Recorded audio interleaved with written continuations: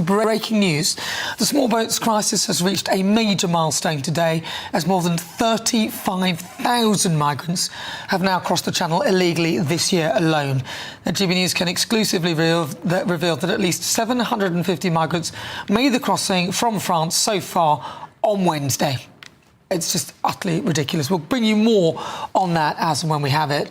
But let's get back to the Conservative Party conference, where Conservative Party leader Kemi Badenoch has promised to scrap stamp duty if elected into government.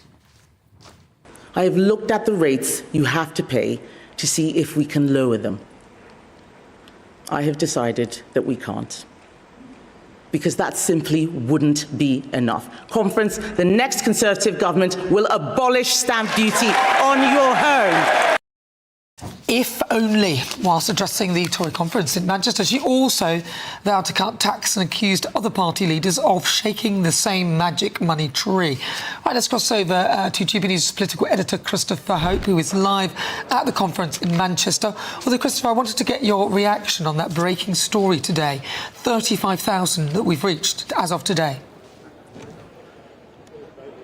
Yeah, that's big news. Of course, that shows, of course, that while this party is trying to work out how to convince people to support it at the next general election, life carries on. That is, according to Mark White, our colleague, of course, at GB News, the Home and Security editor, 750 migrants made the crossing from France so far today. And, of course, it's only lunchtime on Wednesday. That means that more than 35,000 individuals have crossed the Channel illegally this year. Don't forget, we're looking at a target of possibly 50,000 this year, which will, I think, be a record. Poor weather so far in the Channel had prevented crossings since last week, when more than 2,000 arrived over several days. So while this Tory party talks about how it will tackle the small boats crisis, leave the European Convention on Human Rights, deport 150,000 illegally arrived migrants, reignite that Rwanda plan, the problem keeps coming with a relentlessness which is alarming to people in power. This party, of course, not yet in power, but I should say, having just been sat through that speech with Kemi Badenoch, it is the best speech I've heard her give. It's her first speech as Tory leader. She's spoken elsewhere. It was with conviction. She had a big surprise, which is axing stamp duty in England, costing £9 billion to try and get the housing market going, help people to get onto the housing ladder. There were other measures we knew about, ditching the Climate Change Act. She said it, didn't she, that she's not a climate change sceptic, but she's a net zero sceptic and wants to find a better way to try and decarbonise our economy. And she said, drill, baby, drill, reopen those oil and gas fields. Also other measures on scrapping business rates in for small shops and so forth. So it was a bold speech. They talked about Farage, Starmer, Corbyn and Davey, lumping all those four leaders into one, saying they would produce more government, more taxes and more debt. And in fact, I was quite struck by the fact that she only mentioned Farage once and Reform once, never saying even his full name. I think that shows this party is licking its wounds, looking in on itself. But this couldn't have happened a year ago. Had they said they're leaving the ECHR a year ago, say if Robert Jenrick had become leader, I think the party would have split. That hasn't happened. They've got behind this new policy, and that is a win. They now have the ammunition, this party, to go out and convince the country to give it another chance. But that is where they will find some heavy weather, because, of course, this party was in power for 14 years and didn't do a lot of the policies, the tough policies they're announcing today. So convincing GB News viewers and listeners, maybe yourself, Nana, about how they can do that, that's the next challenge. Well, it seems like a lot of the viewers are actually commending Kemi Badenoch on that speech and saying it was really good. But again, her major problem is that a lot of people are not prepared to forgive them. And of course, a lot of them are saying that she's taking policies directly from Reform. There was one thing she said, though, Chris, that I thought was quite interesting. When she thanked all her front bench, she talked about them having the experience. And she used the word experience. And I think that was very telling.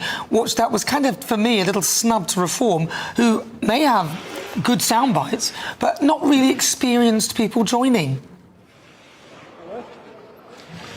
Totally, that is the problem. They, of course, got 20 former Conservative councillors to defect to Reform yesterday, but they do lack a team around Nigel Farage who have done anything in government. That is a problem as we get towards the election. Voters will say, well, could your team run a country?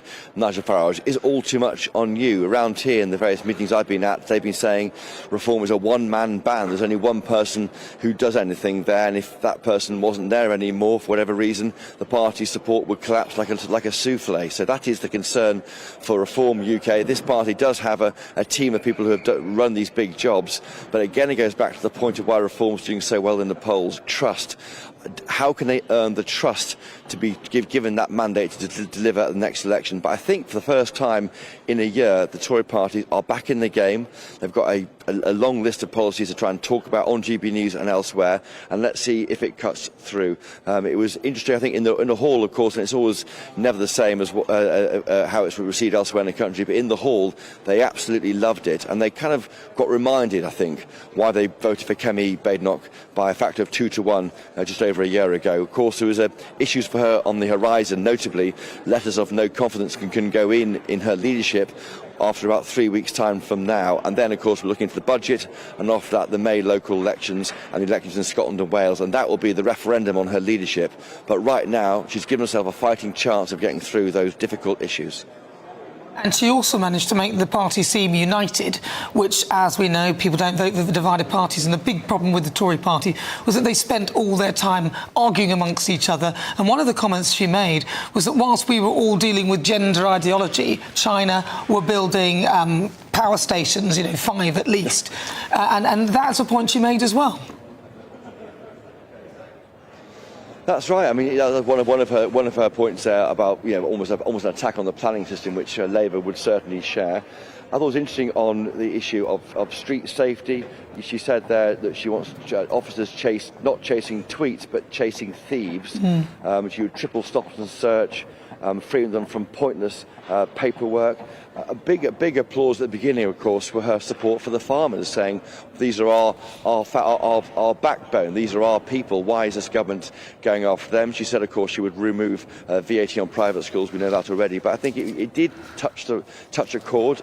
She did pass the test that the party was set with this first speech as party leader, and it was welcomed. I mean, I've heard the shadow cabinet ministers saying to me it's the best speech they've heard at a party conference since Margaret Thatcher. Now, of course, they would say that, wouldn't they? They want to support her, their leader, and boost her. But it really was a good speech in the hall, and it sent away the members, I think, with a spring in their step, and boy, do they need it. They are struggling in the polls on about 16 points. Reform are twice ahead on 32 points. Very interesting, the polling this weekend. I think that surprise announcement about stamp duty, Robert Jenrick, of course, former Tory leader, challenger, he wasn't told.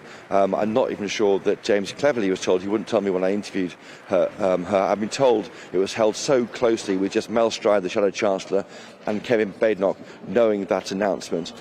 That may be an issue of trust with the Shadow Cabinet. Why not tell them all when they met last Friday, or have a complete surprise? But that rabbit out of the hat moment that we always do crave for in politics, that sense of theatre, was what she delivered, and the members loved it. All right, Christopher Hope, thank you very much.